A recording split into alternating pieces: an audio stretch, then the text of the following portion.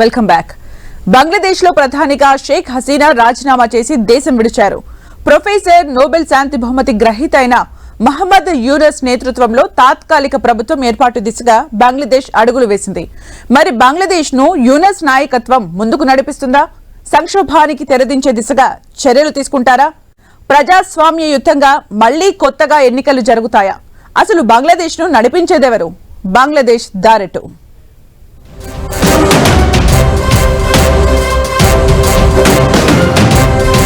బంగ్లాదేశ్ లో ఇంకా ఉద్రిక్తతలు కొనసాగుతూనే ఉన్నాయి.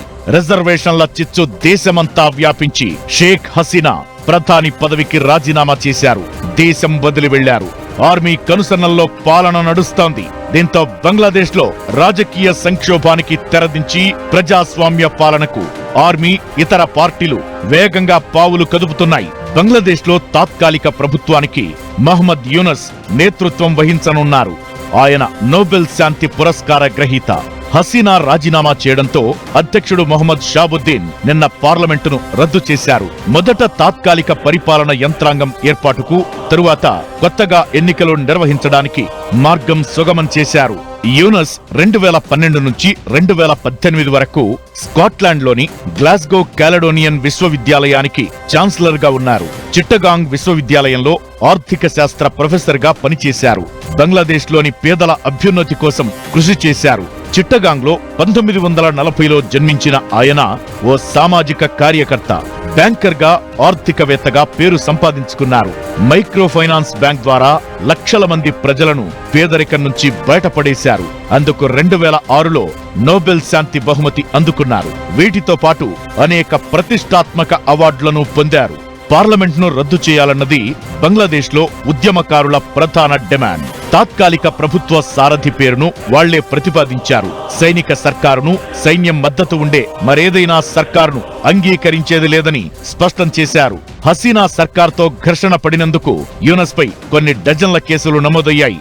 ఒక కేసులో 6 నెలల జైలు శిక్ష కూడా పడింది. తన దేశం ప్రజల కోసం ఎలాంటి బాధ్యతలైనా తీసుకుంటానని యూనస్ చెప్పారు. దేశంలో స్వేచ్ఛాయుత ఎన్నికలు జరగాలని పిలుపునిచ్చారు. హసీనా వైదొలగడంతో దేశానికి రెండోసారి విముక్తి లభించిందని వ్యాఖ్యానించారు.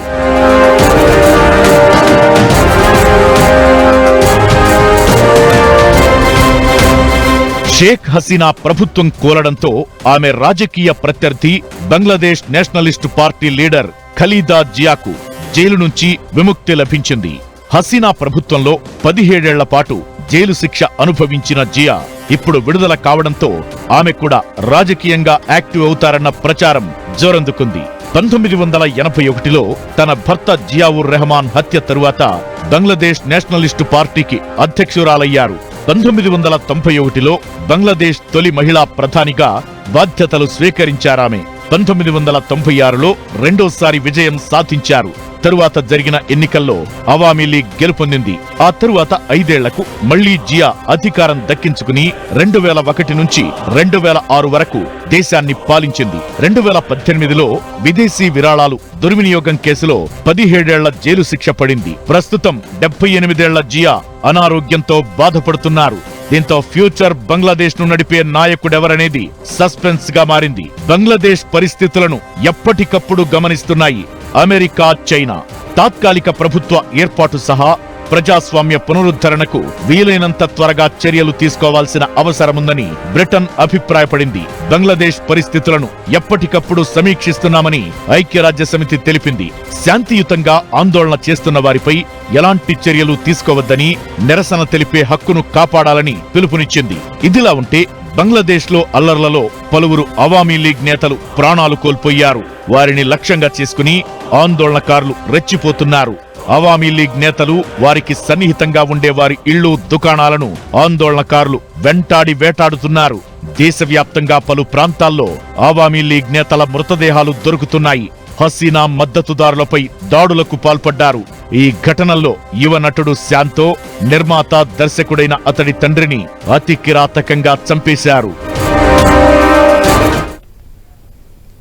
బంగ్లాదేశ్ లో ప్రభుత్వం కూలిపోయింది. ప్రధాని హసీనా రాజీనామా చేసి భారత్ లో తలదాచుకుంటున్నారు.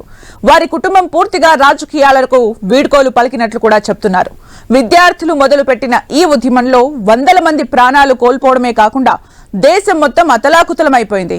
అయితే ఈ మొత్తం వ్యవహారంలో ఒక 26 ఏళ్ల స్టూడెంట్ లీడర్ బాగా హైలైట్ అవుతున్నాడు. అతని వల్లే బంగ్లాదేశ్ ప్రభుత్వం కూడా కూలిపోయింది అంటున్నారు. ఈ ఉద్యమంలో జైలు పాలై పోలీసుల చేతుల్లో లాఠీ దెబ్బలు కూడా తిన్నాడు. కానీ వెనకడుగు వేయకుండా నిలబడి పోరాడి ప్రభుత్వాన్ని దింపేశాడు. ఇంతకీ ఆ కుర్రాడు ఎవరు? అతని బ్యాక్గ్రౌండ్ ఏంటి?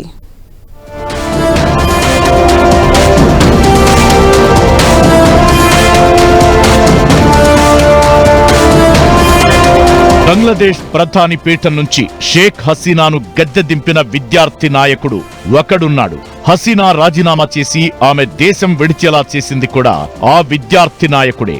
అతని పేరే నహీద్ ఇస్లాం. వయసు 26 ఏళ్లు. 1998లో ఢాకాలోనే జన్మించాడు. అతని తండ్రి ఒక టీచర్. 30% రిజర్వేషన్ చట్టానికి వ్యతిరేకంగా నహీద్ ఇస్లాం తీవ్ర పోరాటం చేశాడు. బంగ్లాదేశ్ ను కుదిపేసిన ఆ ఉద్యమం నడిపింది నహీద్ ఇస్లామే. ఆ రిజర్వేషన్ విధానంలో సంస్కరణలు చేపట్టాలని డిమాండ్ చేశాడు. ఆ డిమాండే పెను ఉగ్రరూపం దాల్చి చివరకు హసీనా ప్రభుత్వాన్ని కూల్చివేసింది.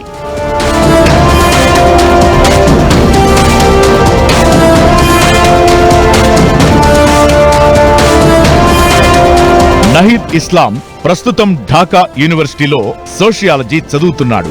మానవ హక్కుల కార్యకర్తగా కూడా అతనికి గుర్తింపు ఉంది. విద్యార్థి ఉద్యమ సంఘానికి జాతీయ కోఆర్డినేటర్ గా ఉన్నాడు. ఫ్రీడమ్ ఫైటర్ల కుటుంబ సభ్యులకు ప్రభుత్వ ఉద్యోగాల్లో 30% రిజర్వేషన్ కల్పించాలని సుప్రీం తీర్పునివ్వడంతో నహీద్ ఇస్లాం ఉద్యమం చేపట్టాడు. ఆ కోట వివక్షపూరితమైందన్నాడు. ప్రభుత్వ ఉద్యోగాలను పొందేందుకు రాజకీయంగా ఆ విధానం అమలు చేస్తున్నట్లు ఆరోపించాడు. విద్యార్థులందరినీ రెచ్చగొట్టి శాంతి భద్రతలకు విఘాతం కల్పించి ఆమె రాజీనామా చేయవలసినటువంటి పరిస్థితులను అక్కడ సృష్టించబడ్డాయి. సైనిక అధికారులు కూడా ఎంటర్ అయిపోయారు. సో ఆమె భయపడిపోయి అక్కడి నుంచి ఇండియాకు వచ్చింది. సరే, ఇండియాలో ఎంతకాలం ఉంటుంది అన్నది చూడాలి. షేక్ హసీనాకు చెందిన అవామీ లీగ్ పార్టీకి వ్యతిరేకంగా నహీద్ ప్రచారం చేశాడు. విద్యార్థి నాయకులను ఉగ్రవాదులుగా పోల్చడంతో నహీద్ ఉద్యమాన్ని మరింత తీవ్రంగా చేశాడు. షాబాగ్ లో నిరసనకారుల్ని ఉద్దేశిస్తూ విద్యార్థులు కట్టెలు పట్టుకున్నారని, ఒకవేళ కర్రలు పనిచేయకుంటే ఆయుధాలు పట్టుకుంటారని హెచ్చరించాడు. జూలై 19వ తేదీన సుమారు 25 మంది నహీద్ ఇస్లాంను ఇంటి నుంచి ఎత్తికెళ్లారు. అతని కళ్లకు గంతలు కట్టి చేతులకు బేడీలు వేసి వేధించారు. 2 రోజుల తరువాత పూర్బాచల్ వద్ద ఉన్న ఓ బ్రిడ్జి కింద అతన్ని అపస్మారక స్థితిలో గుర్తించారు. జూలై 26వ తేదీ మరోసారి కూడా అతన్ని కిడ్నాప్ చేశారు. గోనో సహస్త్యనగర్ ఆస్పత్రిలో చికిత్స పొందుతున్న సమయంలో అతన్ని అపహరించారు.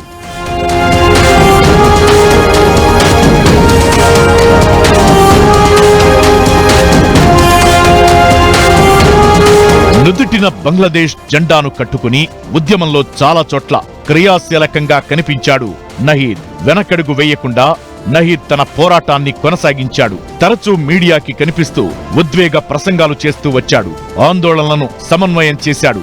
ఆఖరికి బంగ్లాదేశ్ ప్రభుత్వం మారిపోయే స్థాయికి అతను ప్రభావం చూపించగలిగాడు. ఇప్పుడు కూడా విద్యార్థి సంఘాలు, విద్యార్థులు సైన్యం పాలనను అంగీకరించడం లేదు. ప్రత్యామ్నాయ ప్రభుత్వాన్నే కోరుకున్నారు. వీళ్లే నోబెల్ బహుమతి గ్రహీత మహమ్మద్ యూనిస్ ని చీఫ్ అడ్వైజర్ గా ప్రభుత్వం తీసుకోవాలని డిమాండ్ చేశారు. మరోపక్క విద్యార్థి సంఘాలు, ఉద్యమ నాయకుల ఆమోదం పొందకుండా ఏ ప్రభుత్వం ఏర్పాటు కాలేదని పరోక్షంగా హెచ్చరిస్తున్నారు కూడా. బంగ్లాదేశ్ లో ప్రజాస్వామ్య ప్రభుత్వం ఉండాలని, అలాగే మార్పు రావాలని కోరుకుంటున్నట్లు విద్యార్థి సంఘాలు అంటున్నాయి. మరి ఆ మార్పు ఎలా వస్తుంది? యూనస్ సారథ్యంలోనా, లేక మరో నాయకుడు ఆవిర్భవిస్తాడా? ఈ రాజకీయ సంక్షోభం నుంచి భవిష్యత్ నాయకులు నేర్చుకోవాల్సిందేంటి? కాలమే సమాధానం చెప్పాలి.